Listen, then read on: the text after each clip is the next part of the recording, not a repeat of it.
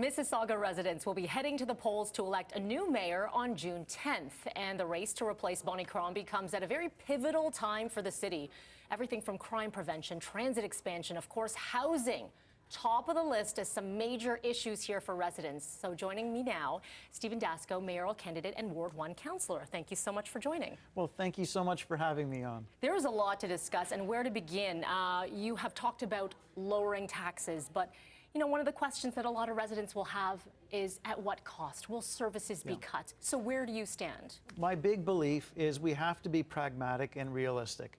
We're growing as a city. We have to grow in all different ways, bringing in more Fortune 500 companies. We're the second largest employer in the province of Ontario. We've got something proud that we can look at. So we can't always go back to the property tax payer. As you know, as a residential property taxpayer, we have to think beyond that. But also, I'm a big believer that we keep at or below the rate of inflation.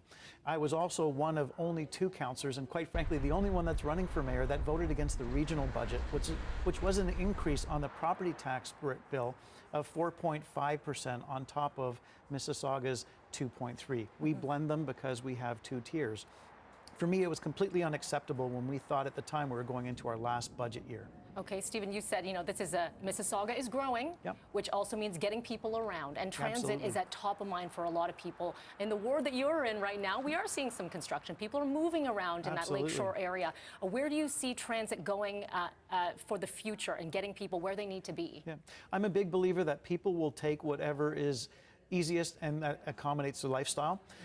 For me personally, it's if the car is easy, if a bus is easy, if if taking transit, bicycle is easy, that's what people will take. I'm a firm believer that if we're going to be a world-class city, we need to think world-class.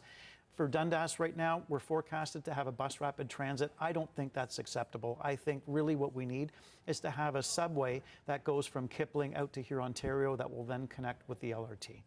A lot of these moves at a municipal level, it requires the cooperation of the province and even some federal dollars as well. What is your relationship like with the individuals who are in the seats right now? I also have a unique opportunity here as well as to be the next mayor of Mississauga. I don't have any party affiliation. And a lot of the other candidates, they've aligned themselves with a party. I don't think it's practical. I don't think it's helpful. Whoever the government of the day is who we have to make sure that we get a good deal for. Then it's all about Mississauga. And that's where I look at things is how can we get things done and just cut out all of the noise in the background and let's deliver. I've got a track record of delivering for the residents that I represent currently, and that's what I want to do for the entire city.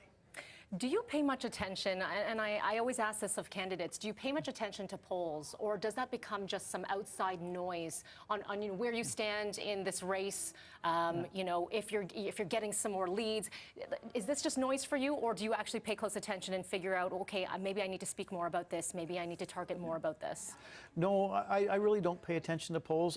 It's a lot of noise out there, and there's, quite frankly, a little bit of skullduggery going on, and so I focus that out. I do know where I am sitting right now, and I'm in a very good spot and growing. And where I get all of my feedback, which is what I always do, is I talk to people in the communities. I talk to different stakeholder groups, and it's me on the ground. I've never made any decisions, big meaningful decisions as a ward councillor without consulting the public, and that's for me where you always get your greatest feedback.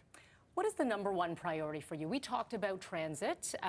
Crime is something we haven't touched just yet.